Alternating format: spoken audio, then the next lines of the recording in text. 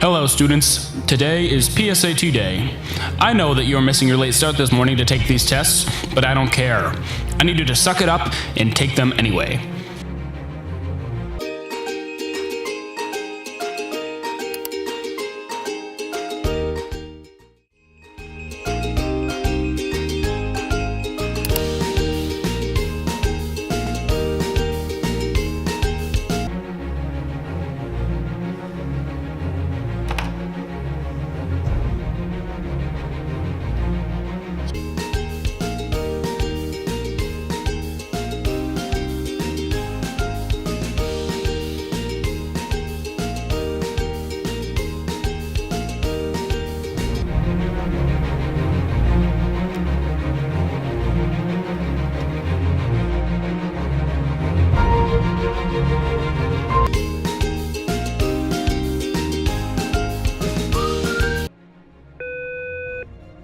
Four, 1, 3, 1.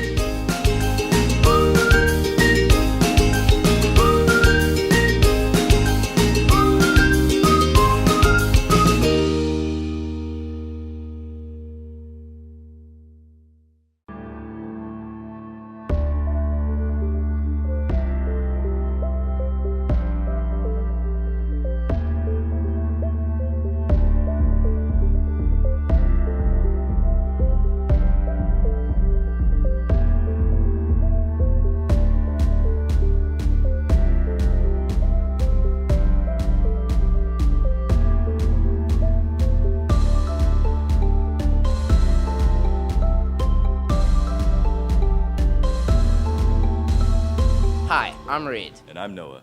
And welcome to Season 17, Episode 6 of the Transcript. This week, Talk on the Block questions landlords, and we ask students how they navigate their college applications. Hallway Hot Takes quizzes hallway-goers about Northampton history. We discuss the one-year anniversary of October 7th attacks, and dive into Northampton's plan to discontinue tobacco. Vote counting commenced in Mozambique on Wednesday evening following an election anticipated to yield another victory for the ruling Frelimo party, in power since the nation's independence from Portugal in 1975. The vote counting process is anticipated to face close scrutiny from external watchdogs, given the ruling party's repeated allegations of past election rigging. Thursday, Category 3 Hurricane Milton made landfall in Siesta Key, Florida, with wind speeds reaching nearly 100 miles per hour.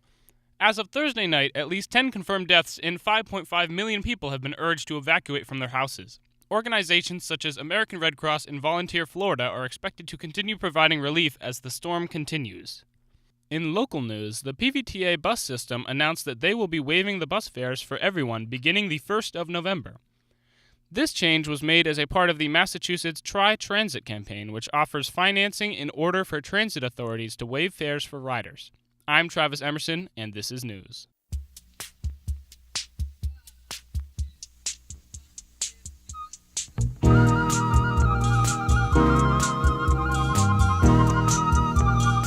Rent. People love the musical, but hate the bills. 42% of people in Northampton are renters who pay an average of $2,000 a month. You'd think with all that money, landlords would be able to provide adequate services. We asked the people of downtown Northampton about their experiences with renting. Let's go talk on the block. If you were a landlord, how much would you charge for rent? He's my landlord. Depends how, was it 2-bedroom, 3-bedroom? 4-bedroom. A 4-bedroom? Yes. I gotta get at least 2,000, man. So you are a landlord? No. All right. You got me there. I tell you who I worry about is the next generation, you guys coming up, because we got in before things got completely out of hand. All over the place, the rents are too high. People are just, at one time people used to use rents just to pay the mortgage and everything like that. Now it's all for profit and to put money in their pocket. Do you guys pay rent? In a way. Tuition? Tuition. All right. If you had to choose between paying your tuition or owning where you live, what would you pick? Owning where I live. Why? Because it's just getting harder and harder for younger people to own homes. Yeah. And landlords are evil. Do you like landlords? Who does? Do you have a landlord? Yes, I Do you like your landlord? do. No. Do you think your landlord likes you? Yeah.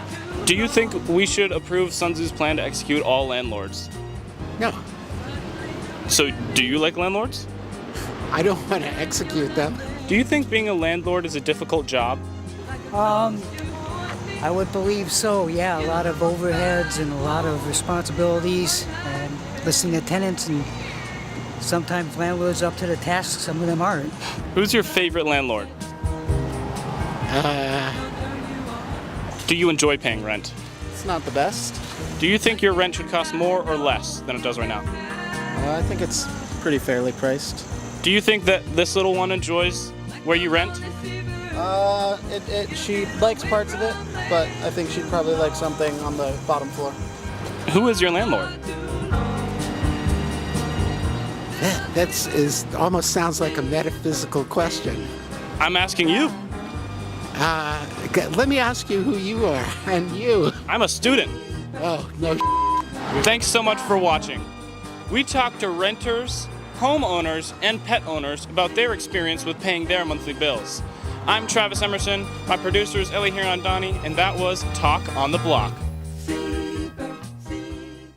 With college season fast approaching, many high school seniors are juggling the demands of application, essays, and meetings. As most applications are due in late fall, students find themselves at various stages of the process. Today we spoke with Northampton high school seniors about their experiences navigating this college application journey, discussing their strategies, challenges, and aspirations as they prepare for this important next step in their lives. What did I do to prepare for college? Well, it was all within like a week. I felt like in the first week of school I had to kind of like lock in, but I am making sure to be very like persistent on checking the Common App and like Naviance, and making sure to like check in with my guidance counselor and my adjustment counselor to kind of help with guidance. But I think basically just checking in on like all the sites is the most important thing to do. I'm applying to mainly art schools with a high acceptance rate due to my GPA. My top school that I'm looking at is Mass Art because it's close around, but it's like far enough that I don't feel like I'm going to be like stuck here for a while. But yeah, mostly schools that are good with academic support I'm looking in specifically because I think that's important for a lot of students here. How far am I into the application process? Besides my essay, I'm pretty far in. I think the essay is like the toughest part because that word limit is kind of hard because I tend to ramble. I'm pretty far though. Like I've started most of my applications to my like top 5 schools, but still working on it pretty much every day. So to prepare myself for college, I started my college essay, and then over the summer, I started like looking at colleges with my family, just like colleges that match my major. So I want to major in business, so I looked at some like local business schools and just toured them like while we were on vacation and stuff. I'm gonna apply to UMass because a lot of my friends are going there, and I really like the food, and I like their business school, and I want to stay close to my family, so I like the zoo. I'm going to be honest, I haven't done much in my application process. I still have a lot to do. I kind of waited till the last minute, so I'd say I'm in the early stages. I'm like at the tip of the iceberg with it. I really haven't done anything yet. So yeah, I'm not that far in, but next week I will be, hopefully. So far I've kind of really done nothing to prepare myself for college. I've started my college essay a bit. I'm looking at colleges. That's kind of it. I don't really want to do it, so I'm putting it off, but I'm going to do it eventually. I'm applying to schools with strong pre-law programs, so Northeastern, Boston University, Smith College, University of Vermont. I'm also like looking at Connecticut College, so certain colleges with a good pre-law program. My Common App essay is probably going to be about learning Chinese because I went to an immersive school, so I think my experience learning Chinese, and then I guess also like dealing with a learning disability, but I feel like that's so generic at this point, but I might tie that in if I feel like it. I wanted to write about the fiddle because I've played the fiddle for about 11 years, and I kind of wanted to write about how I found a piece of home throughout music that I've played my whole life, and how like playing an instrument can make you feel like you're at home. So I kind of wanted to write about that. Thanks for watching. Make sure to check your email for potential college opportunities and be in contact with your guidance counselors. See you next week. This Monday, Congregation B'nai Israel in Northampton memorialized 1 year since the October 7th attacks, which claimed over 1,300 lives and displaced over 250,000 Israelis. 97 hostages currently remain in captivity in Gaza. This event brought the Jewish community of Western Mass together to reflect on loss through prayers, music, and discussion. We talked to attendees and organizers from Jewish Federation of Western Mass as well as CBI. In a lot of ways, I think for some people, just being able to hear personal stories can help them connect in and access feelings that maybe we're feeling like kind of shoved down. So just being able to like let those feelings rise up and move through can be really, really helpful. I think there's power in being with other people who you know are going through a similar thing, or maybe you're going through something different, but you're still just choosing to be here, and just feeling less alone. I think that's a huge part of it. Well, it's very hard to be alone, and a year ago when everything on October 7th happened, we barely knew anybody here. We were so lonely, and just starting to know people through the community events here, it just made it possible to process and live through those events. I think giving people the chance to share why they chose to be in a space like this, or why they felt like they needed to be in a space like this, and then to have some compassionate listening around that can be really helpful for empathy building. I mean, the whole year was hard, but the last few weeks everything came back, and just having people to be with and to plan with, and seeing so many people, grieving with you, it just makes it more doable to live through this pain. Nobody's trying to deny anybody else's feelings or stories here. It's just, I'm grieving, I'm having a really hard time. I came to this thing to find comfort and community. I think just being able to show up and not make assumptions, and just like approach every interaction with a lot of care, and also I think in like our big communal moments, remembering that like some people are going to come into that hurting and thinking about people they love that they've lost, or who are hostages, or who are suffering in some kind of way, and just to remember that those people are always going to be here with us. Thank you for watching. If you are interested in learning more about the Jewish community in Western Massachusetts, as well as advocacy against anti-Semitism, click the link below. The Goals Classroom has an exciting new opportunity. They have teamed up with Woodstar Cafe and will be selling delicious baked goods to NHS staff once a week. Not only will this be an easy way to purchase a treat while at work, it will also provide an amazing opportunity for our students to work on various pre-vocational skills. So the Goals program is a classroom that's in Northampton High School, and it's a program that supports our students on developing a bunch of life skills. The Woodstar Baked Goods Cart actually started last year. It started in a collaboration between us at Northampton High School and Woodstar Bakery. So we set it up to where Woodstar actually allows our teachers to make orders each week, choosing from 3 different baked good items from Woodstar Bakery. We pick it up in the morning time and deliver it to the teachers. The purpose of the Woodstar Cart is to be able to work collaboratively with students of all different abilities and all different levels together in a community-based way. So our students get to learn a lot of different skills by doing this Woodstar Cart. They get to learn money management, social skills, they interact with a variety of staff members, we get out into the community, we get to do a bunch of different life skills. We are very excited to continue working on expanding this. We would hopefully like to work more with more students in the Northampton High School, and then also we want to eventually build a small cafe. We are hoping that maybe to eventually have senior privileges woven into this somehow, where students can also be part, where they can also make purchases as well. So we definitely are looking to expand. We're always looking for new ideas and suggestions as well. So the cart has allowed me to meet students who I normally would not cross paths with, and they are allowed to interact with us in a way that really demonstrates their growth and their skill building around math, and it's just an exciting part of the day to see a group of students that you otherwise don't get to interact with. I benefit from the cart in that I get more coffee, which allows me to continue doing my job, but it's the interactions that really make it special. My favorite thing to get from the cart are the chocolate chip cookies, the coffee, obviously, and making new friends.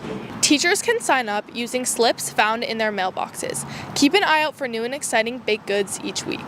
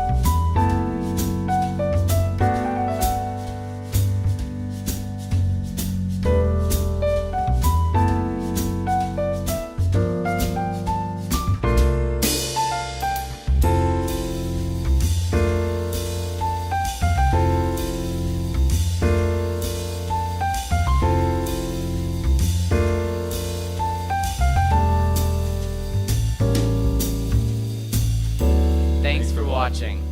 Chess Club runs every Wednesday in Mr. Heaney's room. Make sure to come after school next week for cookies and chess. See you next week. We're